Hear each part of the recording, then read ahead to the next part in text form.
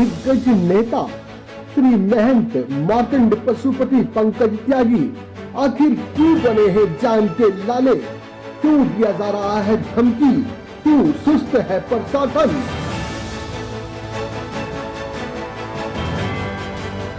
आपने देखा हम लोग जो है श्रद्धांजलि शोक में बैठे हुए थे और जो है जी पिताजी जी बैठे हुए महाराज जी को विराजमान है और दो बातें महाराज जी की।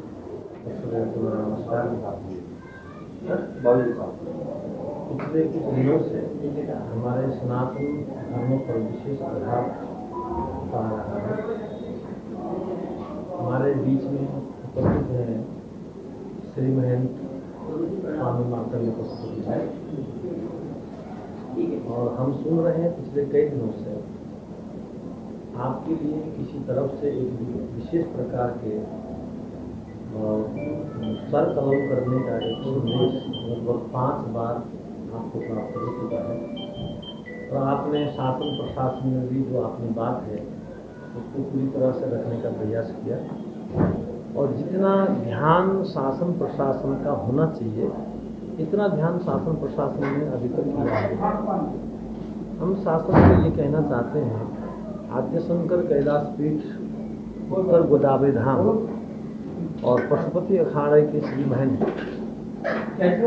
मार्कंड पशुपति या उनके परिवार के या परिजन के अगर किसी भी व्यक्तित्व के प्रति अगर कोई ऐसा संवेदनशील कोई घटना घटती है उसका जिम्मेवार कौन है?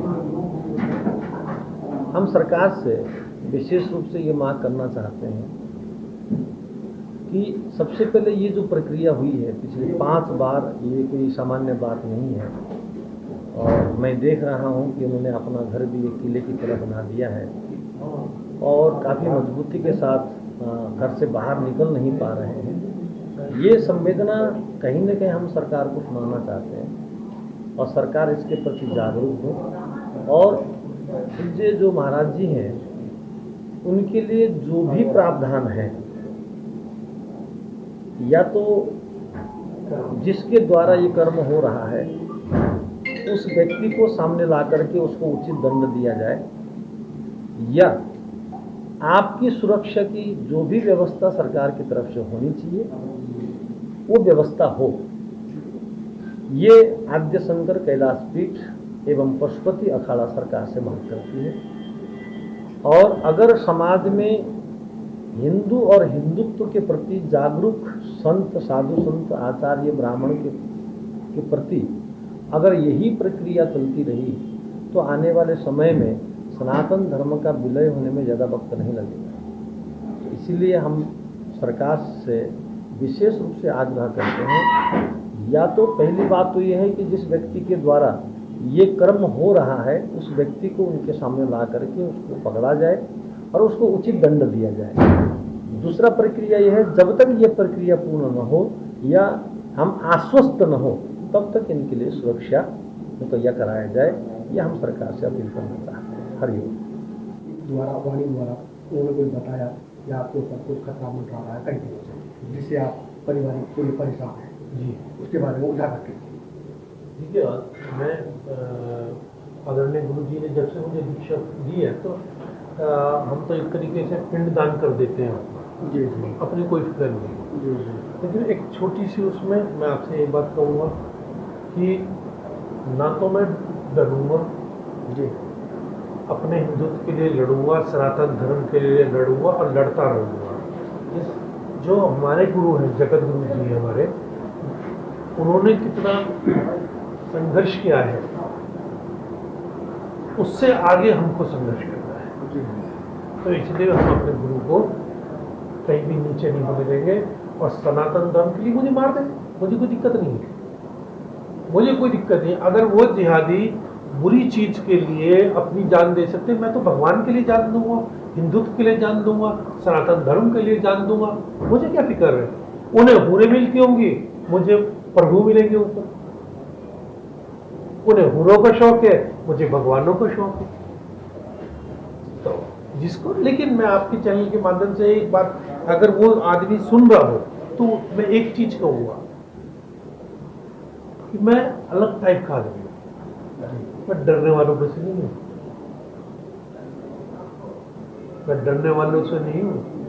आपने एक चीज सुनोगे कि जननी जने तो भक्त जन याद आता या शूर, और इससे जननी बांझ रहे क्यों होती अपना लोग। तो मैं शूर हूँ, ऐसा नहीं हूँ। पर सब सुन ले, वो लेके मरूंगा 2-3 को तो वैसे। और जो साहिबाबाद की इंस्पेक्टर कर रहे हैं मेरे साथ, मैं आदरणीय गुरु जी के सामने बताना चाहता हूँ, आदरणीय गुरु जी सबसे ज्यादा इंस्पेक्टर साहब, मुझे 5वां जब लेटर था, जब वो मुझे मिला था, आज 4 दिन हो गए हैं, इंस्पेक्टर साहब एक भी बार मेरे घर तक नहीं आए। और मैं इंस्पेक्टर का नाम की चिट्ठी लिख के जाऊंगा, मरा तो घर में रखूंगा, ये तो बात नहीं है। चला आप हमको आदरणीय गुरु जी, हमको कहा जाता है कि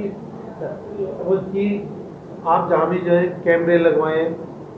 कैमरे में आदरणीय गुरु जी, अगर मुझे किसी के घर जाना है तो क्या मैं उनसे पहले ये पूछूंगा कि आप पहले कैमरे लगा दीजिए, कैमरा है नहीं। मैं आपके घर आता हूँ भाई, तो क्या आप, मैं ये पूछूंगा आपसे कैमरे या पहले कैमरे लगवाओ।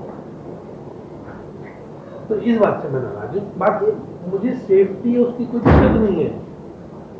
कल को यही पुलिस, हम मेरे गुरु जी ने माओवादियों से लड़ाई करी है, ये तो बहुत छोटी चीज होगी।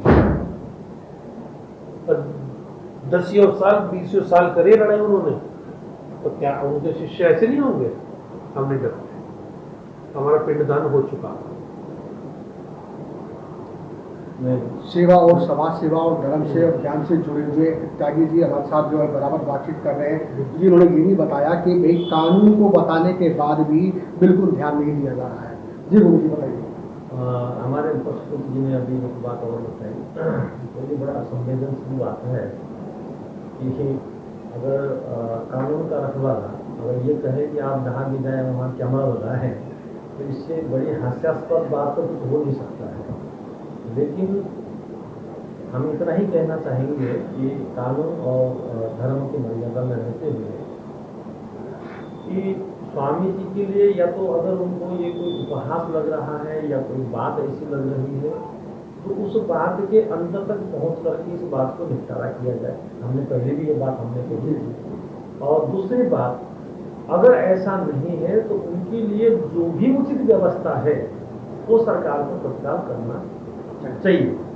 अगर ये प्रक्रिया आगे इसी रूप में अगर चलता रहे तो कहीं ऐसा ना हो कि पशुपति अखाड़े के लोग या हमारे संघ के लोग जो है ना रोड में उतर करके अगर हम इस प्रकार की कार्रवाई मांग करें, वो उचित नहीं होगा।